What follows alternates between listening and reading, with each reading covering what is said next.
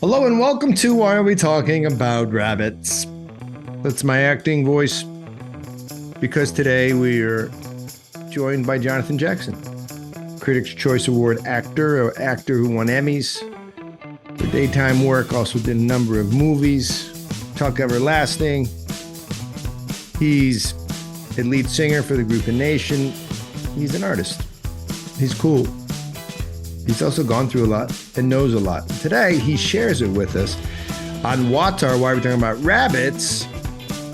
Today, we don't talk about rabbits, but we do have fun jumping around with topics like, what does it mean to be an actor? How does one act, actually? Like, how does it happen?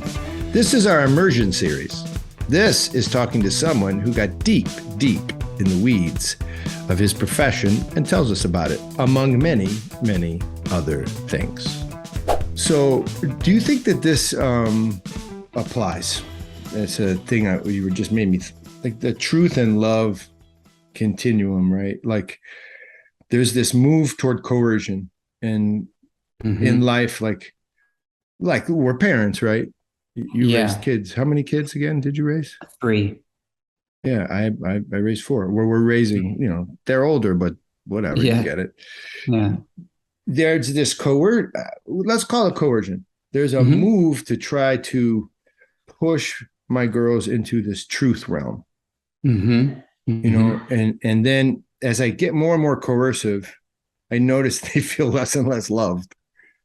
On the other hand, the other side of the continuum is love. And if I allow out of love everything, I actually think they feel less and less loved too. 100%. Which is nuts, right? 100%. Yep, that's right. So it's the middle is pure freedom or something like that. The middle is. Okay. Yeah, I would love this because, we were talking about the royal path, which is a lovely term, really. I mean, this can be applied to our own lives, our own pendulum swings and insanities where we just go from one thing to the other. And it can be applied to history, where you just see a humanity constantly going from one extreme to the other. So this royal path is incredible. And I can't remember who I was talking to about this recently, maybe my sister, but isn't it incredible? It's like when Christ comes and the Apostle John, it says the law came through Moses, but then he says, but grace and truth came through Jesus Christ. And what kind of wisdom and beauty is it to know? He could have said truth came or grace came. No, it's grace and truth. Yeah. And it's this sacred balance, this tension. I remember I spoke years ago at a young adults conference in, I think it was Long Beach. And I was talking about this tension because I remember over the years, working on various sets, on projects, and this thing about grace and truth was a constant tension for me. Personally, it felt like I was, in some sense, I felt like I was being, not to be melodramatic, but I just don't know what other language to use. I felt at times like I was being crucified internally because the situations were constantly either an instinct to have this grace-filled reality that takes away the tension of the truth, where you're just accepting everything. It's kind of like Bonhoeffer's cheap grace, right? That's right. Or there's the other side, which is there's really no grace there, and you're so focused on the truth that it becomes cold, distant, judgmental, condemning, right? Yeah. So all of these things, these wars are going on inside, but Christ is not letting us let go of either, and it's almost as if his arms on the cross are him holding grace and truth. And for us to hold grace and truth and not let go of either is to be crucified in the world. Wow. It's to stay right in the middle. It's to stay and right where the vertical and the horizontal meet. And suspended, right? So there is no, see, and we would love in our, kind of a weak humanity, we would love for that crucifixion, that tension, that suffering to be relieved. And how do we do that? We run to an ideology on the other side. One or the other. We go to one or the other. And so with raising children, I'm very thankful to my parents because they always, they lived this, as parents, but then they would tell me as well, they would say, children feel happier and safer when they have boundaries. Yeah. So, but do you remember disliking those boundaries? Well, of course. I think Why every do child we have that dislike? But that's an interesting thing. I would say that there was an element of it, but there was absolutely also a deep instinctive gratitude for it. Sure. One of the things that, we would tell our kids especially when they were little, when we'd have to give them a consequence was, even at a very, very young age, let's say 4, before we would give them a consequence, we would say, why are we disciplining you? And to teach the response back is because, and the kids would say back, because you love me. And it's like, yeah, that's exactly why you're getting a consequence. So I think it is both, like you're saying, because to give someone grace at the expense of truth is harmful to their soul. I agree. But the reverse is true, I think historically, I think what you see is, so you and I are both products of our culture. There's no way around it, right?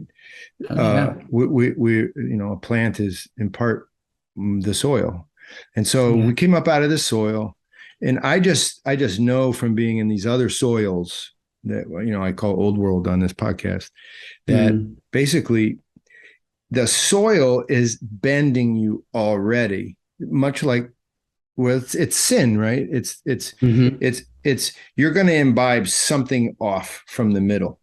And I think the American drunkenness is toward what you're calling grace or love or openness or freedom in the wrong way, but doing what I want. And so I think when I was coming up, when my parents were doing the right thing and providing boundaries like you did, I heard boundaries as, you're not allowing me to be fully, quote, loving or grace-filled or free, right? Yeah.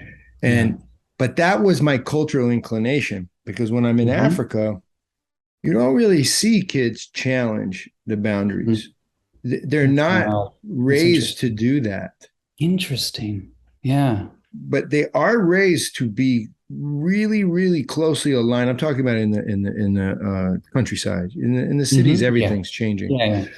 But in West Africa, in the villages, you see kids in robotic ways becoming like their parents, almost because they have no other idea even what they could possibly even think about doing, because that's what I've been taught, which is another kind of cultural bend, right? Toward perhaps a lack of grace or love or freedom or something. Right. I think every culture battles. Right now, what's our culture doing though? Oof, Lord. Well, I really would love to give a shout out to, I've finished reading there's a 4-volume history book series called Paradise and Utopia by John Strickland. And the 4th one, I think, is coming out in November, but I've read through the first 3. And I really can't recommend this strongly enough for people that care about any of these things, because when you go through history in this way, from starting from the beginning of Christianity all the way through the Great Schism to medieval Christianity and Enlightenment and all of this stuff and secularism, and you really see the roots of where some of these things came from. It was kind of a healing and emotional experience for me reading this, because you really see the pendulum swings, and it's amazing, and see, it's interesting for me that you say, you mention our culture being more in the sort of like freedom, openness to everything, subjectivity, The love, the equality autonomy. zone. Yeah, and that's true. But I would say that America for the first, couple hundred years or so, at least, had a very strong, the pendulum was on the other side. Yeah. There was a lot of fundamentalism, Puritanism, a lot of sort of everything is no. There wasn't a vision towards what the yes is, but it's just everything's no. And also very rationalistic, where a lot of the, various Protestant denominations were quite just in the mind. Yes. And the faith it became an idea, and then many times an ideology. So now, because a lot of that's been abandoned, there's this like huge pendulum swing towards this, postmodern, again, subjective, autonomous thing. Yeah. And both are damaging. I felt like after reading the first 3 volumes that it's almost like in the West, we've been living in a hall of mirrors. Like we do not know who we are. We don't know where we came from. We don't know how we got here. And people have been throughout the centuries looking for answers, but we're looking in all the wrong places. And it keeps leading us to dead ends, like monovision dead ends, I don't know. It made me really have a lot of compassion for just the struggles that our culture is in right now. It was kind of, it opened my eyes like, you know what? It makes sense. We are where we are right now. Because of the roots that he talks about. He came on our podcast. Awesome. Wonderful. John Strickland. Yeah. And you guys can check that out. I forget. I don't know. It's a while ago, but it's not too long ago. Yeah. He's doing something there that's really amazing, because he's doing like theohistory, right? Like theological, which is kind of my favorite thing. Yeah. The concept of there being a theology and a history, that even in and of itself is a new world concept. God or the divine always inspired the history. They're always connected. Even us being able to talk about it as two independent sort of thought processes is very Western and modern. That's really interesting. Yeah. I mean, it'd be very odd to tell the story of Odysseus, which is a history story. I mean, and people don't realize all those old oral histories are, right. They're telling people about who they are. So number one, history, without going on a rant, history was always about, okay, I'm going to tell you history, which is your story about who you are. Ready? Go. And then they would sing it, or they would write it and sing it. Or they would, you're an actor. The whole point was to recreate, to remember and put back together the history, but so who you are. That's the point. So when you see multiple choice questions about history, it's a nightmare, because that's a narrative about who I am, and I'm supposed to answer what year George Washington was president. Well, it's just a nightmare, right? It's like a disaster. But what you're touching on is really interesting, is that like the who you are was always answered in part by who your God was. Yeah. So who your God was had to be part of your history. And it usually started with who your God was. Now we tell a story about who we are with no sense of origin stories. That's right. It's pretty wild. Yeah. It's like I came out of the mud or something, like rah. It is. And it's also amazing that it's amazing that people think that losing all of that, what you just described, won't really have much effect on people. That's so You true. know, it's like, you know, but it is, yeah, it's, I don't know, it's heavy. I mean, it's kind of heavy is what it is, I know. when you think about it. You know, on the pod, we're always trying to say heavy things lightly. So let's go light for a second. Let's All go right. light for a second. Okay. Here's light. You have a new, I don't know how much you want to talk about your project down in Texas, but I mean, you're doing this pretty cool thing. So tell us about that. And then I want to, as a part of this immersion series we're doing, I want to ask you some probably cheesy questions about acting. Okay. I mean, I know actors. I mean, I talked to some, and you know, tell us about your craft, Jonathan. Yeah. But I do want to do a little bit of that, if it's okay. If it's okay. Yeah. What's going on with you guys in Texas? There's something cool happening. Yeah. So Texas, you know, I was living in Ireland. I think I was in Ireland the last time we spoke with the podcast. That's right. So one of the things that brought me back to the States was an invitation to start a film school, and a unique, I guess I would say, the vision of it was a unique film school that is kind of the vision of it being connected with poetic storytelling, poetic filmmaking. So with the goal of helping young people envision how to make authentic works of art, you know, that aren't afraid to portray deeply spiritual themes, but also really have no interest in being polemical or, you know, beating people over the head. And unfortunately, that's been extremely lacking, that, you know, balance with any kind of poetical, you know, theological beauty it really hasn't been showcased much. So anyway, we started could we do a quick question there? Yeah, of course. I don't like to go in on people, but I want to just elucidate what you're saying, I think. Okay.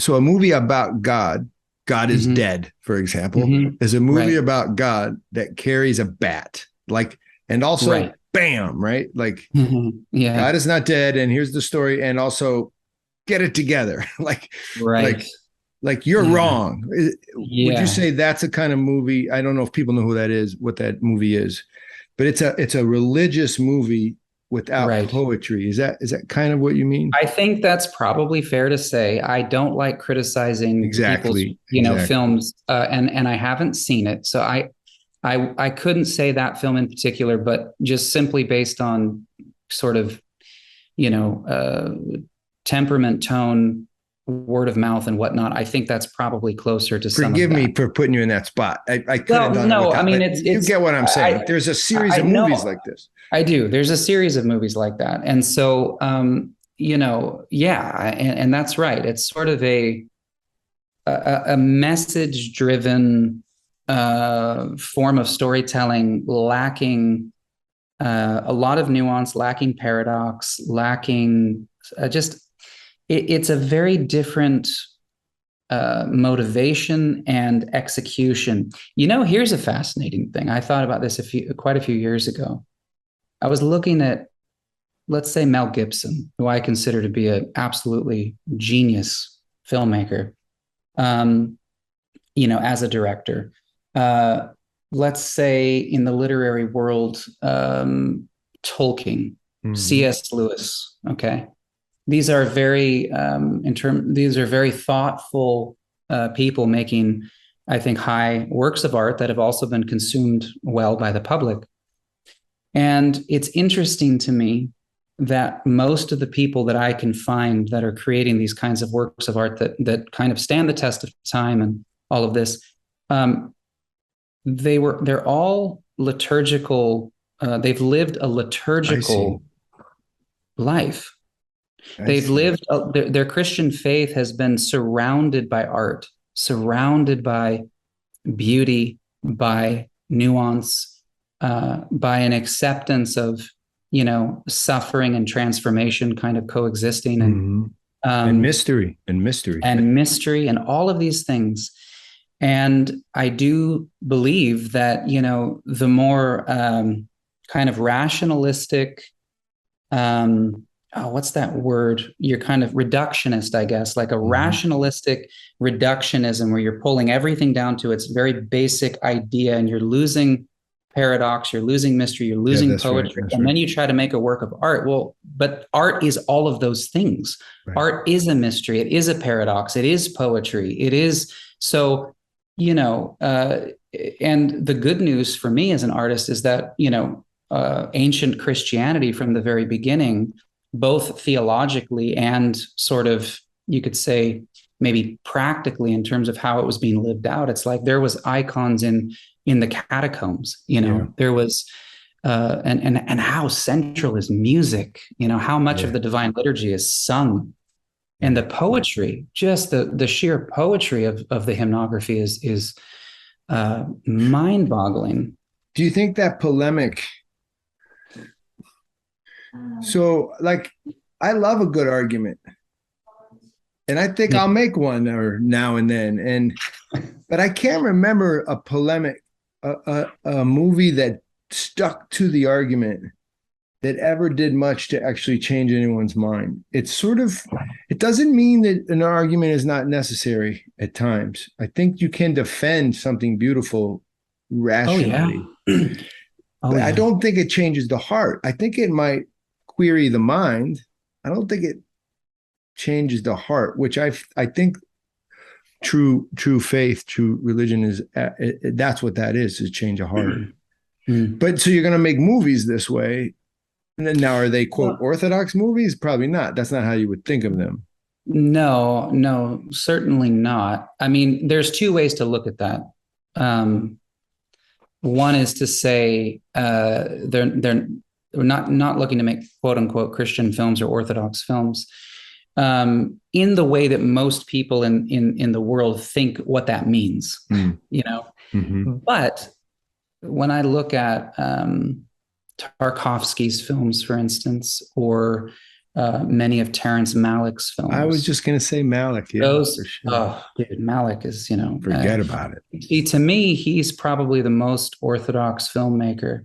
And again, when I say that, I'm not talking about sort of, again, like polemically pushing a message. Yeah. When I say the most Orthodox filmmaker of our times, he's not, as far as I know, even Orthodox, but the spirit in which he's making these films is the closest to the theology of the church and the witness of the saints. I mean, Saint Porphyrios himself said, "Whoever wants to become a Christian must first become a poet." Like that's, I did not know that. Oh yeah, that's deep. And Saint Sophronia of Essex has a lot of very similar things to say. There is an incredible parallel and overlapping of the life and experience and ethos of artists and the spiritual life. Even if we look at, let's say, very broadly, look at the 7 ecumenical councils. And you could say that in many ways, every single one of them was a fight, a battle between ideological human ways of coming to conclusions versus a poetic, paradoxical embracing of revelation and mystery. Mm-hmm. And the church always landed in, it's like, oh, you're trying to say that, Christ is, yes, he was, that he wasn't co-eternal with the Father. It's either, he was man, but not fully God, or he was fully God, but not completely human. And the church is saying, no, it's both. Yeah, that's right. They say, yeah, but how can you explain that? It's like, well, it's not about explaining it. It's this is the revelation we've been given. You can't explain a poem, really, at least if it's really good, but you can sure experience it, Plus, Malick is touching on that. Sorry. Yeah. Yeah. No. I was just saying. So I've had poems explained to me the problem is I'm taking away something now that's more like a hammer that I'm going to like apply to something like a grade or, to sound smart on a podcast. But the experience is totally different than the explanation. You know what I mean? It's like Cliff Notes counts. Like I can learn stuff that way, but without the experience, I can't properly relate, to the themes. I only use the thing. I find it to be a conversation about usury or utility all the time. Interesting. We learn in order to be useful, right? But poetry, it eludes that, right?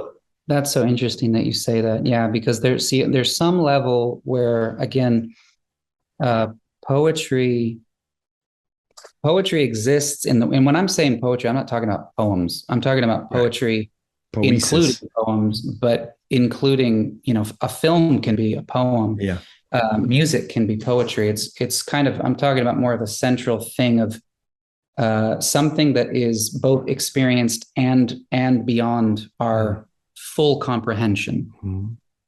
And liturgy.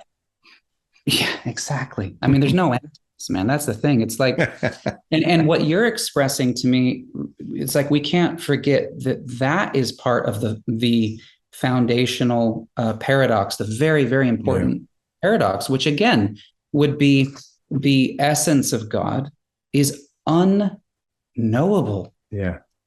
But his energies can be experienced, And so St. Gregory of Palamas articulating this, I mean, and then again, you take that and apply it to a work of art. And that's the thing. It's like to say that there are things we can never know is not to say that we can't know anything. Like there are things in our faith we can say, yeah, we know this, but we don't know all of this. Right. And allowing those things to just kind of rest next to each other. And it's frightening, I think, for at least, how many of us were raised in our culture to embrace mystery.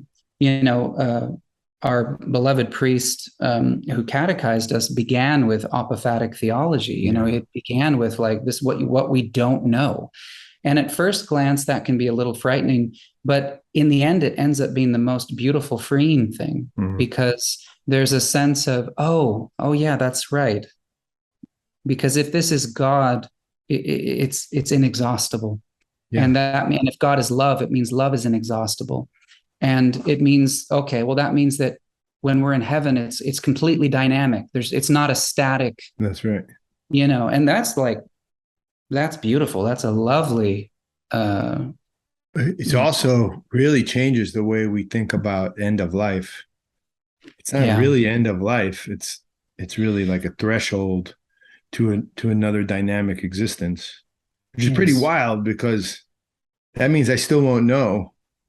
Yeah, I'm the creature, so I won't know even in heaven everything I need to know. I think people think they're going to wake up and be like, like a Marvel comic, like now I see it all. But I don't think that's how it's going to work. I don't really know. Our tradition says don't go too far down that road. But if you think about that, though, then you really like all these little parts of your life are thresholds. They're dynamic moments when you start to learn and experience more. That's why getting old should be cool. That's why wisdom is usually in these old world cultures associated with leadership. You can't lead as a young person by definition in the old world. You can't, not because you're not smart. You don't have the wisdom because you don't have the actual moments of experience, which is, I think that's faded in our culture.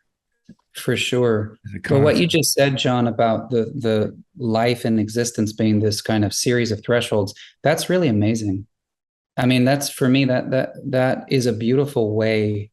I'm going to have to think about that for a while because that's really lovely. I mean, I hope so. Our culture is so obsessed with arriving. Somebody said to me something recently that and I don't know if it's true, but it was an interesting observation. They said that a lot of millennials um, have a very hard time not knowing something. Like when they're going into the workplace, they want to know everything. Yeah. Before, and it's like, yeah, but you can't. That's how you learn. You learn by not knowing. You learn by going into it, and you know, and I think, and again, I'm just guessing here, but I feel like in the old world, maybe there was less of that. I feel like and maybe it's because, kids were working at a younger age. Maybe they were having pretty serious responsibilities at 9, Right. So they grew up not knowing, and how do you do that? And how does this work? And that's like, it's okay. You're not supposed to know. Yeah. You're supposed to not know. Yeah. There was a different security sort of quotient. In other words, we've created a type of fear moment where not knowing means incompetence. But, Yes. When your big brother's right there and then your mom's over there in the field, like you're only going to break so much, in any given community. I'm talking real old world, Yeah. In our world, it feels like you could literally ruin everything with one moment of unknown. And it's unfortunate, I think. And I laughed, but I didn't mean to laugh, because I hope that dynamic, that part I was saying about dynamism. Yeah. I pray that it's this way, because it's the experience I'm having as I get older. And I'm hoping that I'm in alignment with the way death is. You get what I'm saying? I laugh because, boy, I hope it's like that. The weird thing is we don't know. No, we don't. It's interesting you say that as well, because quite recently, maybe a week or two ago, I was thinking about these things and thinking about death and mortality. And I don't exactly remember how this thought kind of formulated, but there was a sense of relating to Christ as our Passover, like, he himself is, and praying to him within that context, to say that this, and it's so funny because it's right there. It's like right there in the center of everything, which is Passover, and but to think about that passing over, not as necessarily a thing that happens, sort of as its own reality. It's like Christ is our Passover. Yeah. Wow. And there's something about that for me that I really wanted that to become even more personal. It's not something that happens to us. It is that, but it's more than that. It's something that we experience within him. There's a literal, threshold, the Passover that takes place. We participate. Again, it gets so Eastern, right? It gets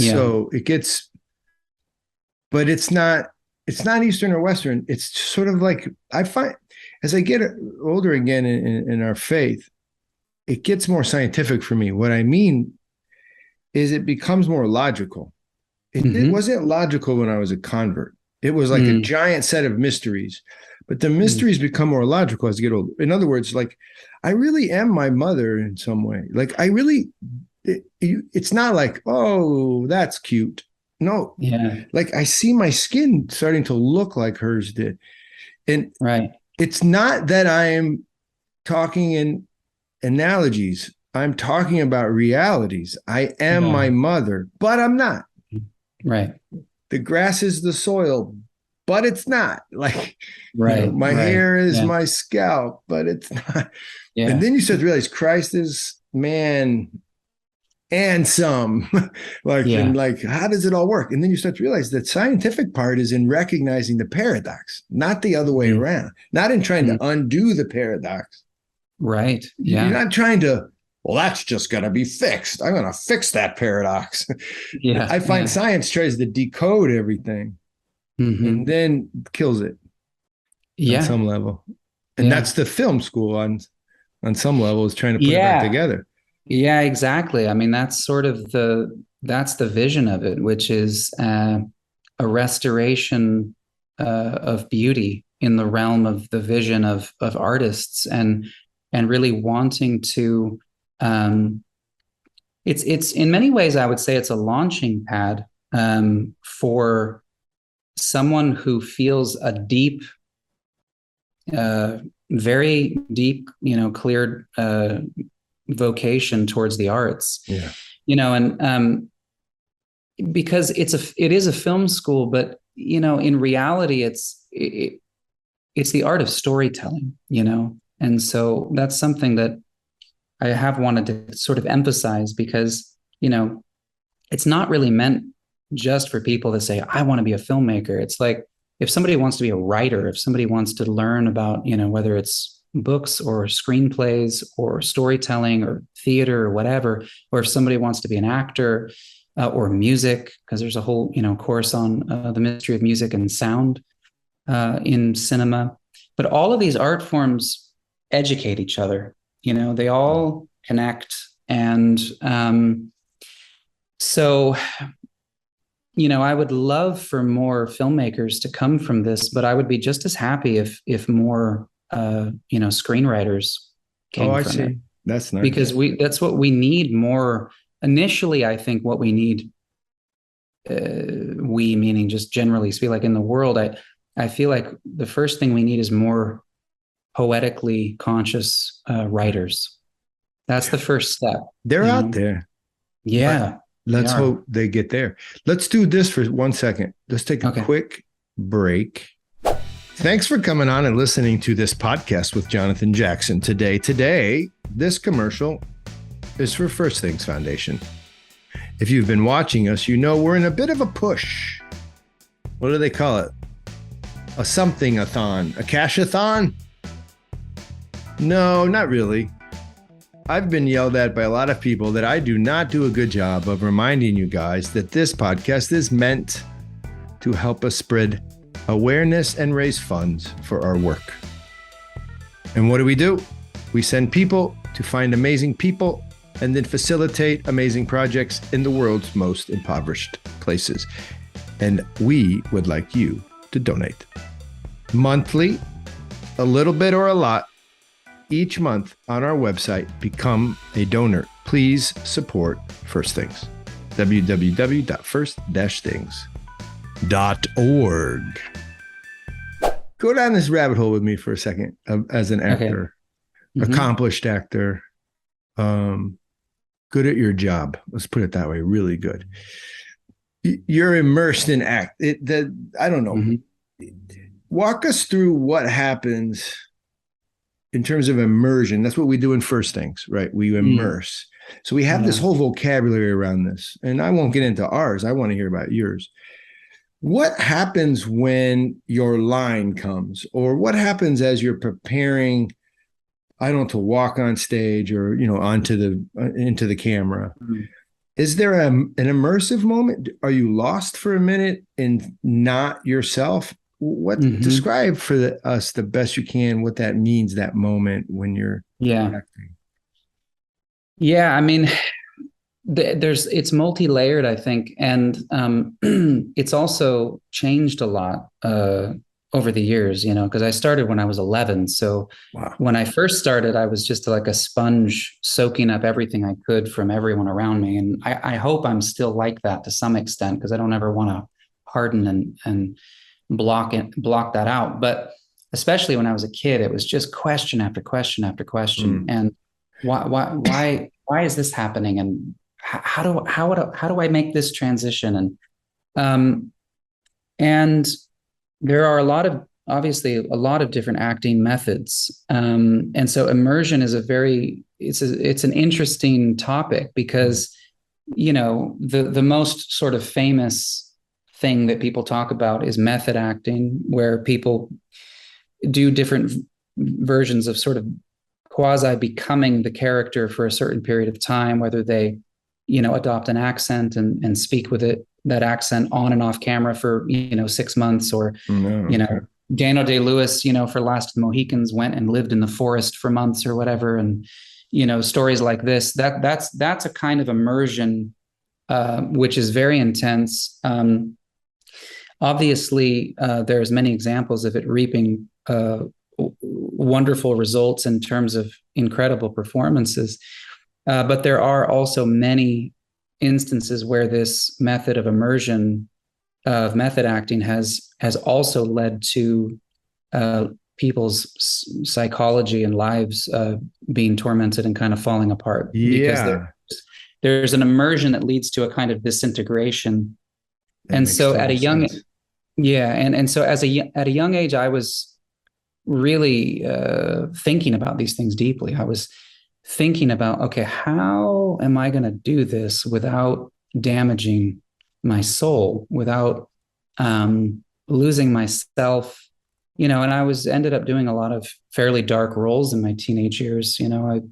I played a heroin addict, a serial killer, a abusive boyfriend, a suicidal, person. I mean, Yes, and that's not even to mention everything I went through on General Hospital, a soap opera, which, takes you through the ringer emotionally. Sure. That's just like from films and stuff. So, I was like really looking for answers. And were you doing method acting then? No, I did kind of experiment with it here and there. I wanted to just see, and it's a funny story, actually. I remember one day on General Hospital, I was experimenting with this, and Anthony Geary, who played my father on the show, who was really my, biggest mentor as an actor, he picked up on it. I didn't tell him what I was doing. He just picked up on it. You just threw it in there. And he just walked over to me and very calmly just said, just be careful with what you're doing. Oh, wow. And I was like, yeah, okay. And that was it. That's kind of beautiful. Very. He's just he's a poet, he's such a wonderful artist. And I just, spiritually, it didn't feel right to me. I didn't feel like it wasn't like I just did one day in it. I mean, I put a little bit of thought into it and time, but it just, something about it didn't feel right to me. And I didn't even feel like it was going to reap the best results necessarily for me. And even if it did, like, let's say it got equal results and then destroyed my life. Right. It's like, I really want to put all that in perspective. So I started, go ahead. Sorry. So but there's still a moment when you got to enter either, they say right, action. Exactly. So, and are you recalling? Is it a big memorization push? Well, that was all of the things I was experimenting with. Like, okay, how do you get there? How do you get to this it's place? Interesting. Like faith, I call it faith, whatever, like commitment, and just immersion, taking the leap. But see, here's the interesting thing, starting at 11, right? So 11 through maybe I was just 17 when I left General Hospital. So that was like really the most intensive training. But I would talk to other actors on the show who, were much older and doing method acting, and they would write a memory down next to every line that would correspond with a real memory of theirs that would correspond to what the character was going through. Well, for me, I felt like that took me out of the present moment of what was happening, for one. But the other thing is I didn't have that many memories to pull from. That's true, because you're young. That's right. Yeah, I was so young. So I was like, man, I'm not going to be able to come up with that enough. One time at Walgreens. Yeah, exactly. So, and so I thought, well, I'm going to have to figure out another way to get there. And there's a few things I would say with that. One is, and I love Anthony Hopkins for this, because he is, just one of the most brilliant, revered actors of our times, but he doesn't buy into the whole, method acting. Oh, he doesn't. Okay. He just says acting is very simple, and obviously this is like totally paradoxical, because he's put in more than 10,000 hours. Sure. He's put in his whole life to this. So, but nevertheless, he talks about it in a very simplistic way, and I found that to be extremely inspiring. So what I started to do was, where I was getting to with that was it's very childlike. There are correlations to, like, when Christ, when he says, you must become like a little child to enter the kingdom of heaven. Acting really on a fundamental level is being open, is being like a child.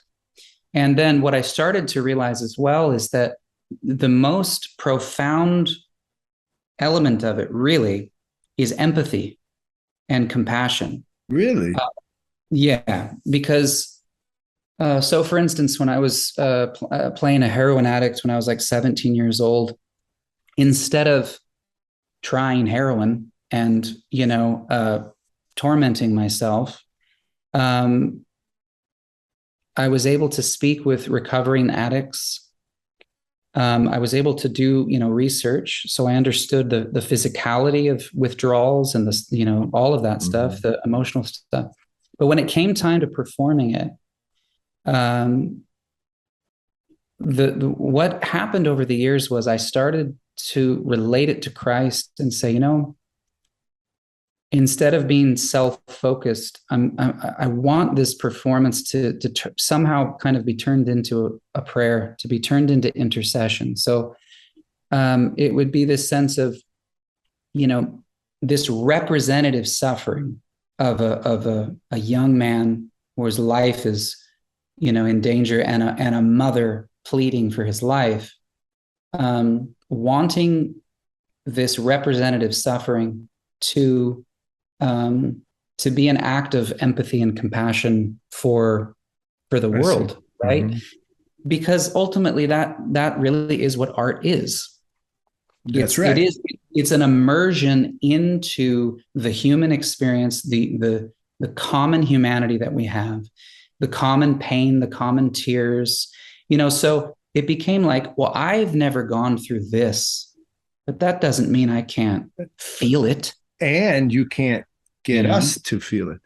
Right. Dostoyevsky talks about that with his writing. He said, good art is not about what I experience. It's about what I experience as per your existence. In other words, I have to share what I am with you because you are experiencing something like what I am. And that my art must demonstrate that commonality. And he was really into the idea that, well, he was fighting what now we know as postmodern idea. All that's Kandinsky and these guys were coming, all these painters in the abstract, was your experience. Oh Lord, there's a truck out there. Did you hear that? I heard a little. Your experience, he would say, has no value if it's not shared or demonstrated to be shared by others, because that's what beauty is. It's when we are together, understanding things at one point, at one moment and sliver of time, which is really cool. That's incredible. And it's amazing that you mentioned Dostoyevsky, because that was where I was going next. Oh, right. Oh, right. When I was 15 years old, I somehow stumbled across Crime and Punishment and The Idiot. And Dostoyevsky became probably the most influential, person for me in regards to acting. Really?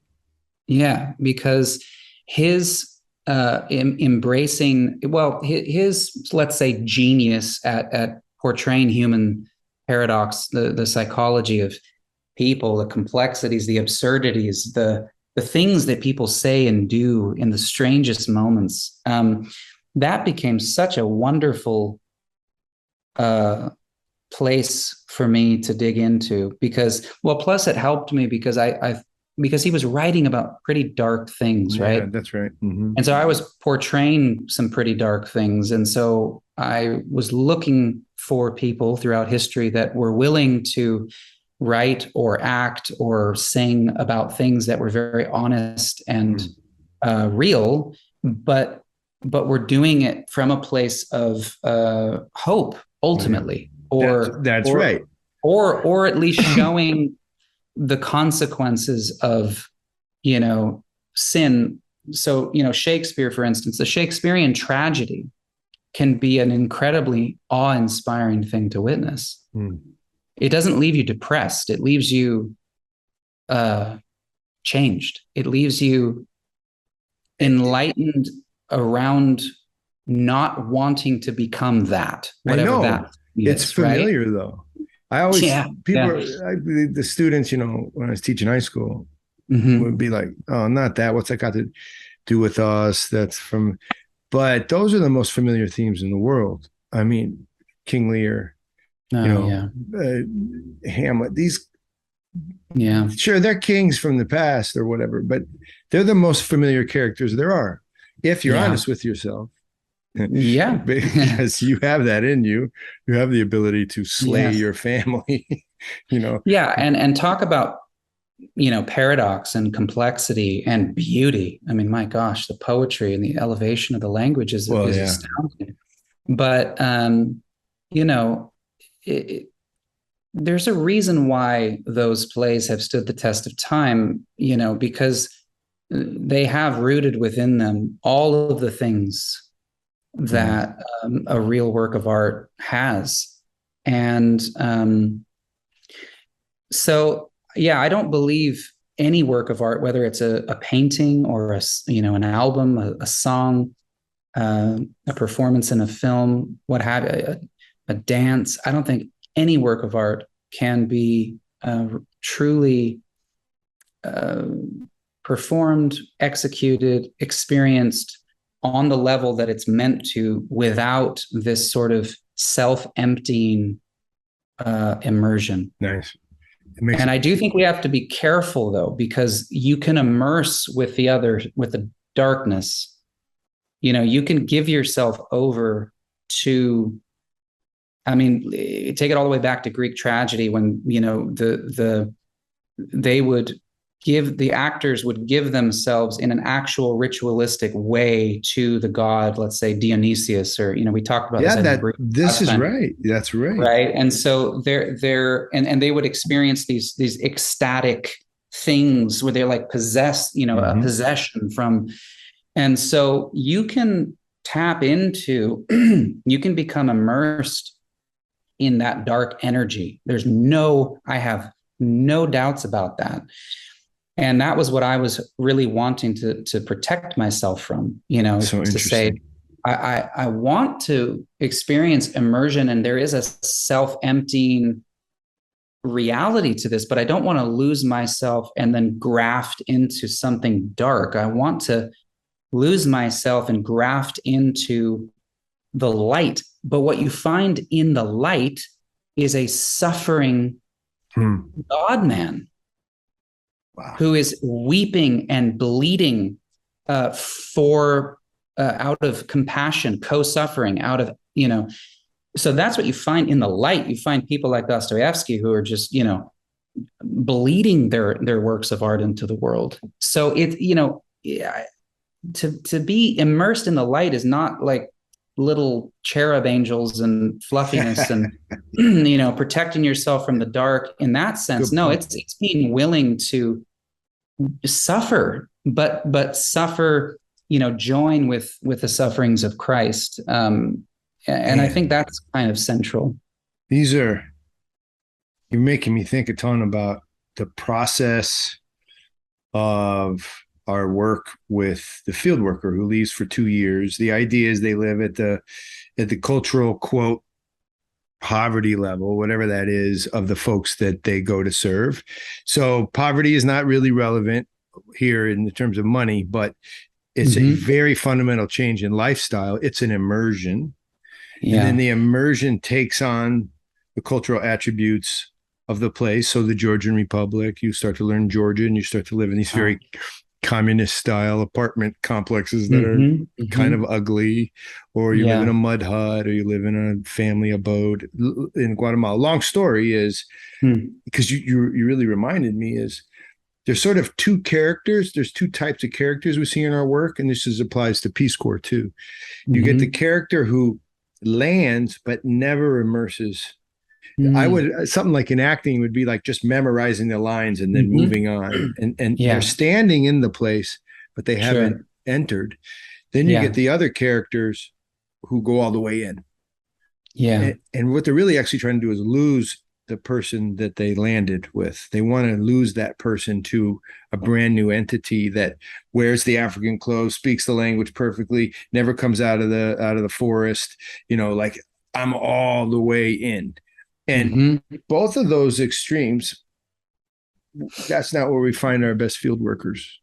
It's the one that goes all the way in on language and culture, but you know what? I can't do that and that because it's not familiar enough to me. I'm still an American, but they are willing to learn the language. They're willing to eat the food. They're willing to participate and to relate in a way that also doesn't just leave them standing there in an American hat and blue jeans and, showing up on a weekend to fix something for someone. You have to have a degree of both without losing yourself to either. That is incredible. Yeah. I can tell you just in my own experience with acting, let's say, that those two realities do exist simultaneously. It's like, it is a weird thing, but there are times when inspiration appears and something is happening where both the performers are just something's happening. Really. Oh yeah. Explain that though. What is it that's happening? Well, it's, I don't know. It's a mystery. I don't really know. I mean, it's sometimes it's for me anyway, sometimes it's the brilliance of whoever I'm working with. Sometimes it's whatever they're bringing is just so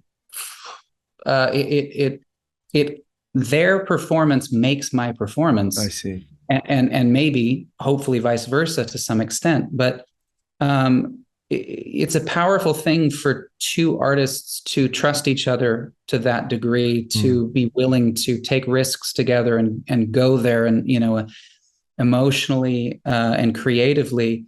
But while all of that is happening and there is some kind of immersive inspiration taking place, there's another side of you that is fully aware that if you go like this, you're going to block the camera for them, or you're going to get. Oh, really? Yeah, that's right. That's the stuff I wanted to hear. That's interesting. Yeah, I mean, there's that other part of you that's still, through the muscle memory repetition of just the craft, that's just like on autopilot, and plus your lines. I mean, some people maybe they have the ability to memorize it to the point where they don't have to think about it much, but especially on soap operas, I'd have to do 120 pages a week and you get one take, so you're always acting and in that moment. And yet also there's another faculty inside of you that is pulling up whatever you've memorized. Can you talk about that for a minute? Okay. That's a lot of lines. So what did that immersive experience? Are you going home right away every day and learning more lines? I mean, are you kind of like in a camp? How does it work? Yeah, pretty much, man. I mean, I have a ton of respect for the people that do it. I did it for, a total of 8 years, 6 years the first time and 2 years the second time. And it was brutal. And just to let people know, this is General Hospital. When you were acting, who was your character?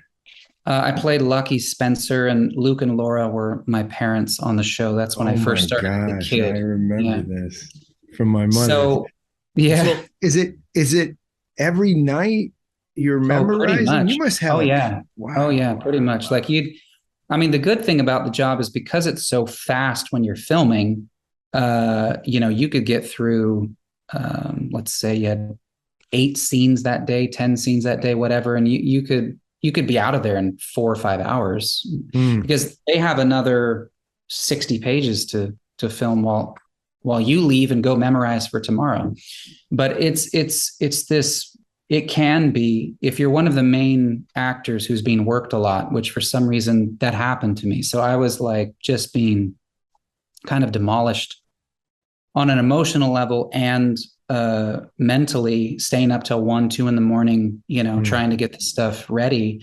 And fortunately, I don't know, I have this thing in me that I can't show up unprepared. Like it's just right. not, You're super attentive. it's not going to happen as much as I wish that I could at times. So,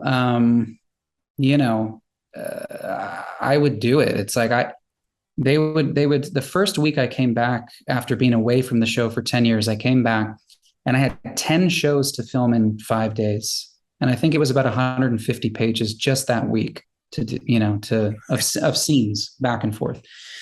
And I was like, so what's it look like in the hotel room? You getting your food? You're just, yeah. Are you even in a hotel room? Are you going home at that point?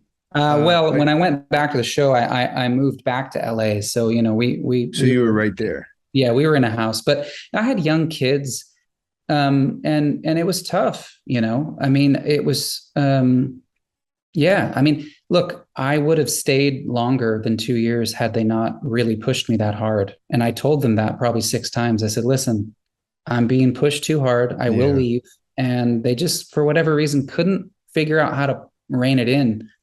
So I left. And because I had to, I just couldn't keep doing that to myself. And movie sets are different.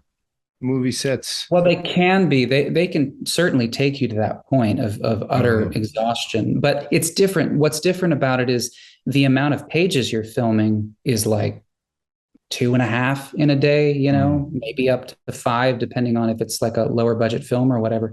So the memorizing is not very difficult with feature films. The difference is on a soap opera, you're doing one take.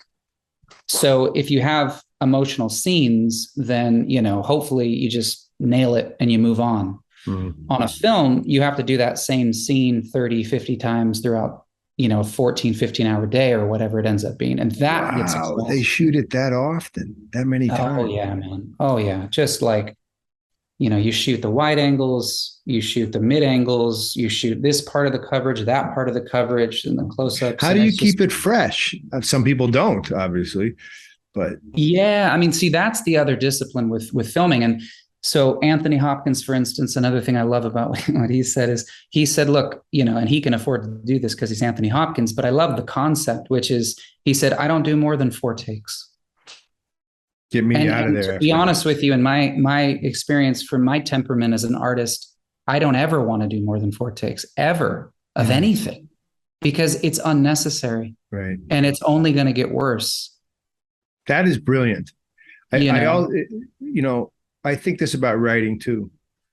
You can write it and rewrite it and rewrite it. At some point, you got to get away from it.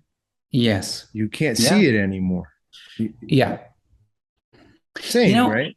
Here's another interesting thing I'll throw out there. I'd love to hear your thoughts on this, because I've never really talked to anybody about this necessarily, but another thing that has developed throughout my life, because you talk about immersion. I think soap operas are one of the most extreme immersions you can have. I think so. Just the amount of dialogue, the amount of emoting, all of that stuff. And one of the things that developed throughout my life, and I think it was a survival thing for me, and one of those outlets was music. And that's pretty common. I think people turn to music as therapy and a way to survive. But the other thing is, what I found is the more that I focus on the thing that I'm working on, if that's my main focus, it doesn't reap as good of results, especially for the art itself, but also for the balance of my life, than if I have something else that I'm really focused on. And so I found myself falling in love with, reading history, or getting, an immersive experience in something that had nothing to do with the character or the film or the show or whatever. And what I found was then when I turned back to perform, it was like I had all this other existence of experience, whether it was, learning about, the 1800s, or learning about the, Shakespeare's time, or whatever it might be, just learning about Russia or something. And I turned back to this character, the situation. It had nothing to do with any of that. And I don't know why I would feel so much more engaged and open to experience that. It's almost like, and then spiritually, eventually I was like, the orientation of, seek first the kingdom of heaven and everything else will be added unto you. I found for myself that if I put this, whatever it is, whatever I'm working on, if I put that thing central, then I lose something. But if I really keep my soul and heart and spirit and mind focused on Christ and the things of the kingdom, that's central, then the work, whatever the work is slightly peripheral. But when I have to draw my attention towards it, it just worked so much better for me than when I made that thing central. I'm reminded, I taught philosophy and history for a long time, a course called The History of Love, or agape. Essentially, it was kind of a course, almost a survey of marriage, but it was really philosophy. Okay. And this comes out of the fathers. John Chrysostom makes allusions to this, but it's also a very Hindu concept. It's that the lovers, and I'm holding up my fingers for folks who can't see if you're listening on a podcast.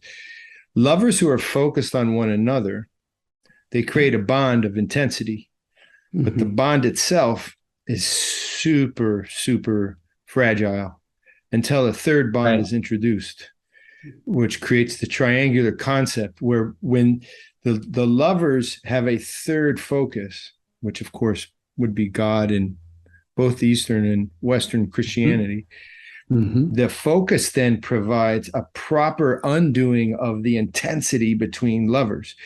In other words, this marriage that takes place often in the modern world where he's my best friend and she's my best friend and everything will be found in the other is actually, like you're alluding to, I think, destructive.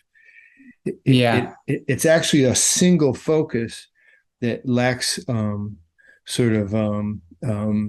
it lacks a stability. And the stability comes from the third piece, or just like a stool that has a third leg. You can't stand on two. And I find this again and again, that the really healthy parents are the ones the kids seeing loving one another, not solely them. The parent focused on the kids singly, all that energy like you talked about. That's right. It's almost like a laser beam on the kid to the point of destruction. Wow. No, I think that's incredible. I remember somebody saying this to me years ago, and I don't know where it was, but it was a similar observation about the children aspect of it, which is that the best thing that parents can do for their children is to love each other.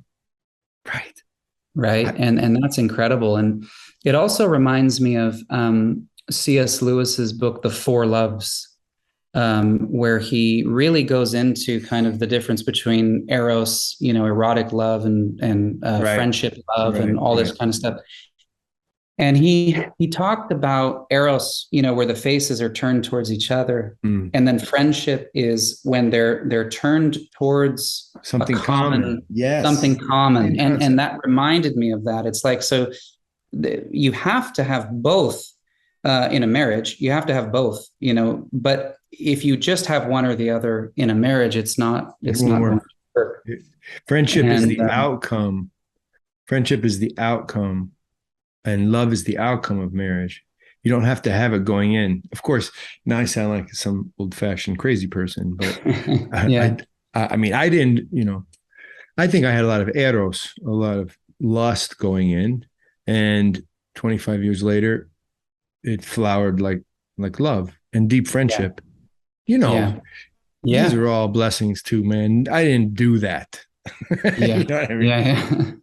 But it's funny because just that whole topic, I've always struggled a bit with Romeo and Juliet.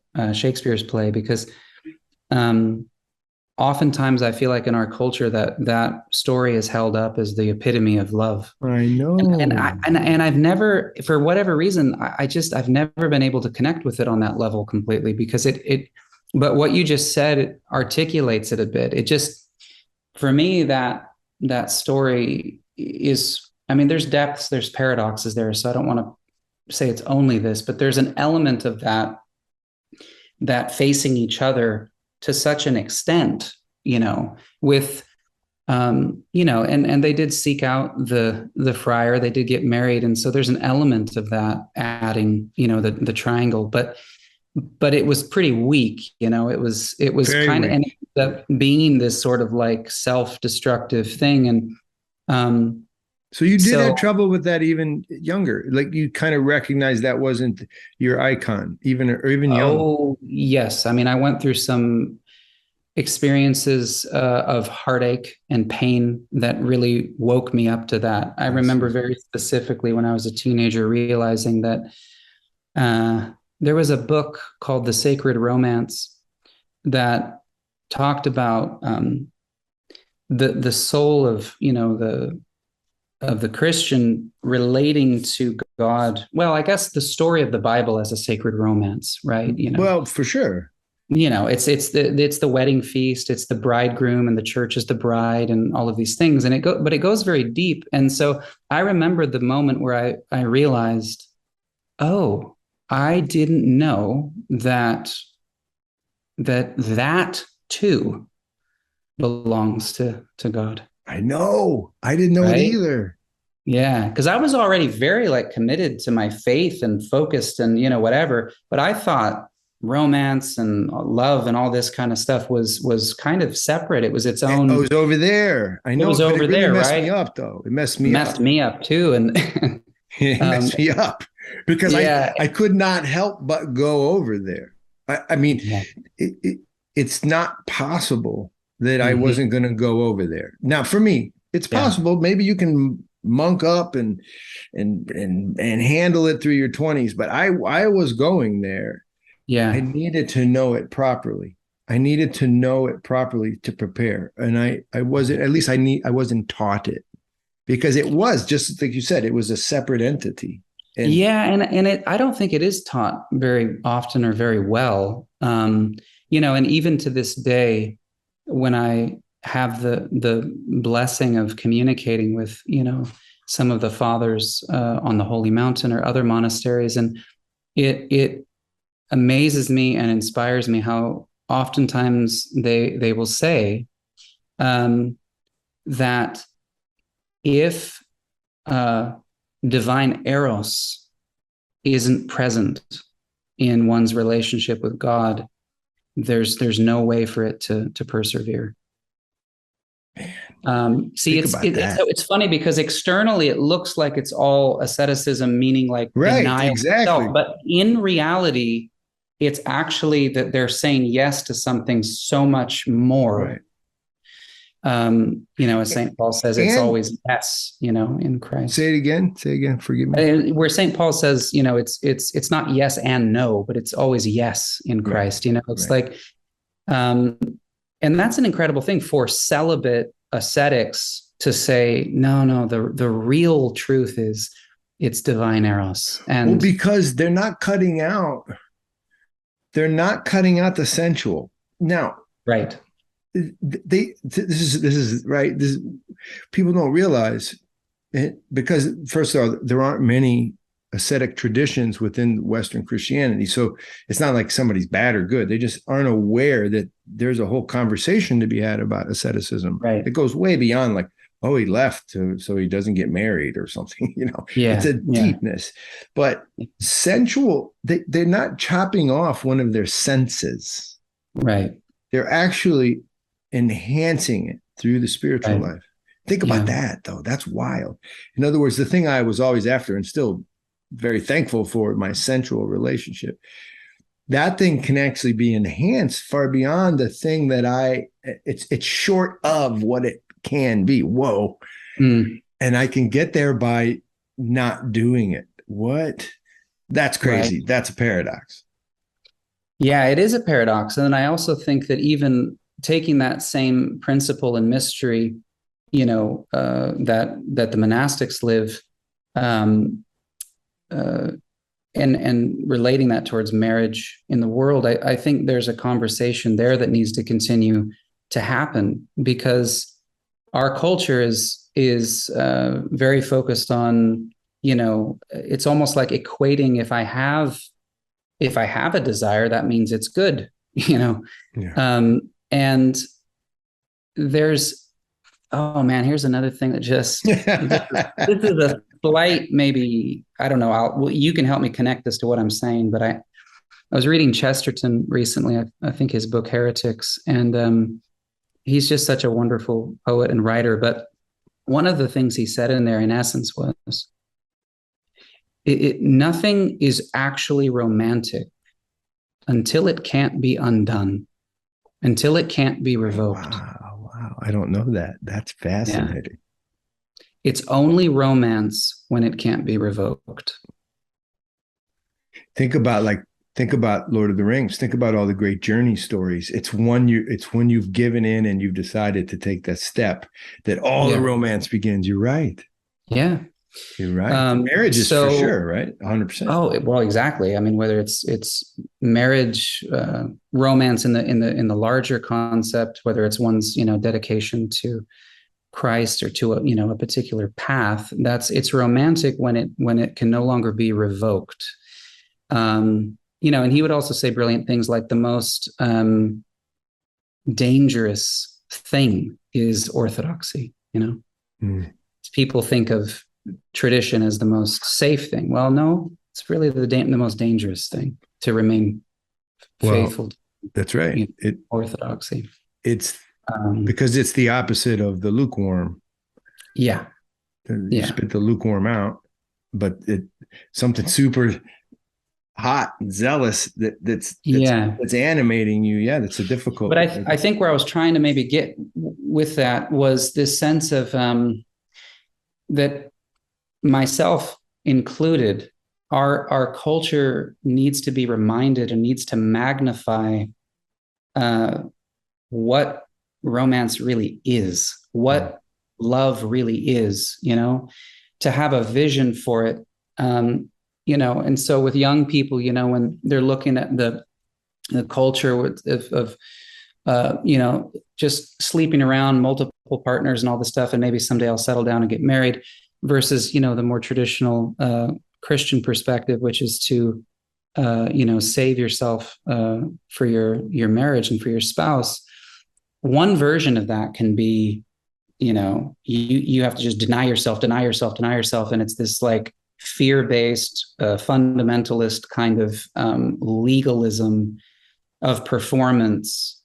But that's not the spirit of what's going on. The spirit of what's going on is the beauty and the romance within marriage is so beyond what we can comprehend that's the goal. That's the reason, why there's restraint. That's the reason why there's a sense of patience or asceticism or whatever. It's because of the beautiful. It's because of something is more beautiful and more lovely. And I just don't think that is, it hit home very often, unfortunately. It's not, but do it with Theoria. Do it with Theoria films. Do it because my wife and I always say, because we're huge film buffs, we like good movies. Yeah. There has to be more, Jonathan. There needs to be more good movies, because the story is fracturing. And what I mean by that is the notion of a story, of a narrative, of a thread that runs through, as a truth that runs through, it's not present in a lot of these films, man. It's not there. It's like, I'm going to tell you this because I want you to know that. What's how we started this whole podcast. Yeah. Which is, it's a polemic. And even when it's not a religious polemic, it's still a polemic. And I'm like, nowadays, I feel like we doing this? Art, loosely speaking of art, but I mean, just talk about TV shows or films. I mean, I just feel like it's become so polemical, and look, strictly from an artistic perspective, I don't want to watch a Christian polemical film or a political polemical film. I mean, I just don't want to watch anything like that. That's what we were saying last night. Regardless of what it's trying to say, right? It's like no, like, oh, just please, just give us, be vulnerable, truth. Give us some honesty and some truth. Yeah, man. Well, let's end this here. But just so you guys know, we'll probably just keep talking after I hit pause on this thing. I love this guy, Jonathan. Thanks. It's really good. It's always good. You'll come back and we'll talk some more at some point. Sure. I'll include links to this beautiful project down in Texas, Theoria Film. Maybe we get together finally. We do a double date. Yeah, I like that. Yeah, let's make it happen. Yeah, and thank you, man. Thank you. I appreciate it. Wow, that was Jonathan Jackson, actor, American Orthodox convert, heartfelt. I think he's like a friend. I don't think so. I know so. Yet the screen remains between us. And that's a conversation for all of us. What does it mean to meet someone, when I meet them through a screen? I don't know why I'm talking about that. It's not relevant. Consider going to our website right now and checking out all the other things we do, including KP Journeys. We take you overseas. We're going to Georgia in a month. Please join us. We have special dinners called the Super here at our KP restaurant in Greenville. Come on over. We're going to have a KP weekend where you come join us, support our work, and get to go to the restaurant and benefit and go and see our field workers in Appalachia. We're going to have a class this fall/winter. If you're a donor, a monthly donor, you get to join. I don't know. There's a lot of cool stuff happening. I didn't even say them all, but I got to go because you've been listening for a long time. Much love to you from WAWTAR.